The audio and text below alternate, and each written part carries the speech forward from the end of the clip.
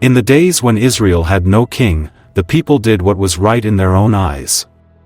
And because of their disobedience, the Lord gave them into the hands of their enemies.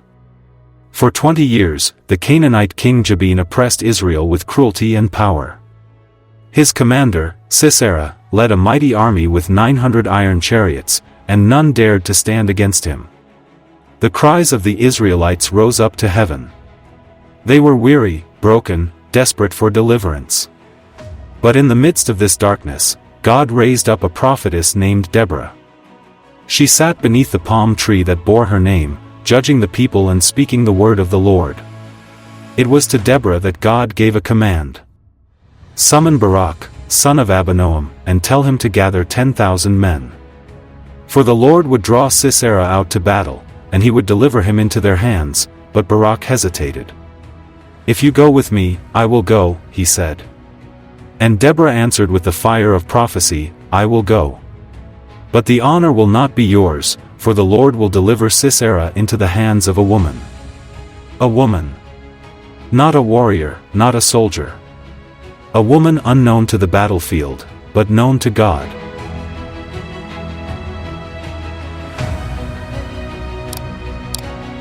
Barak gathered his courage and obeyed the word of the Lord.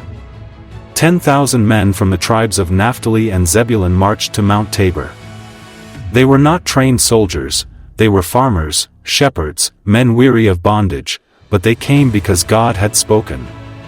From the heights of the mountain, they looked down upon the valley below, where Sisera's army waited. 900 chariots of iron glinted in the sun, unshaken, unafraid.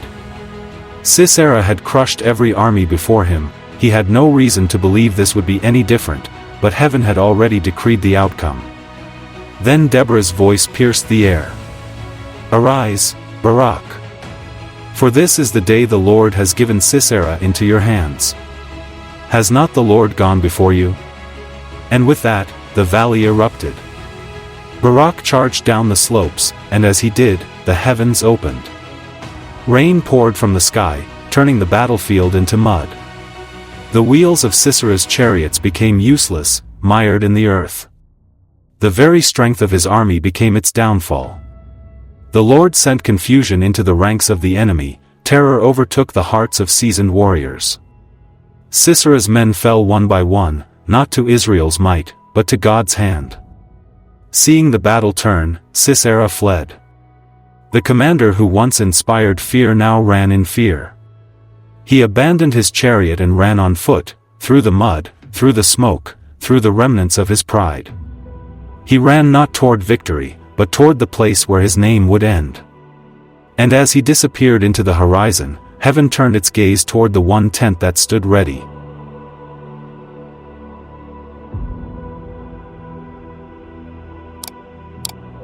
In the quiet wilderness of Heber the Kenite's camp, there stood a solitary tent. It belonged to Jael, wife of Heber, unseen by the world, unnoticed by the war. She was not a soldier, she held no sword, and yet, all of heaven was watching. Sisera, weary from battle and drenched in the shame of defeat, approached the tent. Jael stepped outside, calm, composed. And as he drew near, she welcomed him in. Turn aside, my lord, do not be afraid. He entered, she covered him with a blanket. He asked for water, and she gave him milk. She nourished him like a guest, covered him like a son, and watched him like a warrior. Stand at the entrance, he said, and if anyone comes asking, tell them I am not here. Then he slept, but Jael did not. For the Spirit of the Lord stirred within her. The prophecy of Deborah echoed like thunder. The Lord will deliver Sisera into the hands of a woman. And that woman was ready. She took a tent peg in one hand, and a hammer in the other, the tools not of war, but of home, and stepped silently toward the sleeping enemy. One strike, one moment, and the war was over.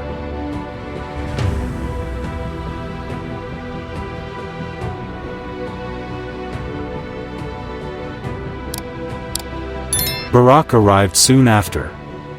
Sword drawn, breath ragged, searching for the man who had escaped his hand, but the battle was already won. Jael stepped out of the tent. "Come," she said, "and I will show you the man you are looking for." Inside, the silence spoke louder than war. Sisera lay still, his pride broken, his power undone. The tent peg pierced through his temple, driven into the ground. The mighty commander had fallen, not on the battlefield, but in the tent of a woman whose name he had never known. And heaven bore witness. The prophecy of Deborah had come to pass. "The honor will not be yours, for the Lord will deliver Sisera into the hands of a woman." That day, God subdued Jabin king of Canaan before the Israelites. And from that moment forward, the hand of Israel grew stronger and stronger until Jabin was destroyed completely. But the song that followed was not sung for swords or kings, it was sung for Jael.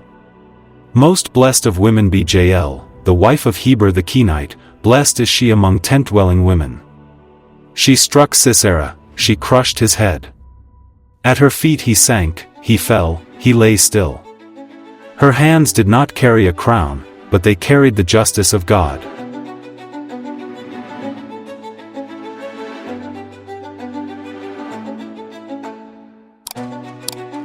Jael was not trained in war. She wore no armor, commanded no troops, and made no speeches, but she did what the warriors could not. She stood in her moment and did not flinch. What made her dangerous was not the strength of her hand, but the clarity of her conviction. She knew that when evil enters your tent, you do not make peace with it, you strike. God used her because she was available, ready, willing. And when history needed a blade, heaven chose a tent peg. When deliverance required a warrior, God called a homemaker. Jael reminds us that courage is not limited by title, gender, or circumstance. You don't need a platform to fulfill your purpose, you need obedience. And when the Lord moves, He often moves through the hands of those the world overlooks. Jael's story is not a tale of violence, it is a declaration of justice, it is the fulfillment of prophecy, it is a song sung through the ages that says, God will deliver, and He will use whoever is willing to stand when the moment comes.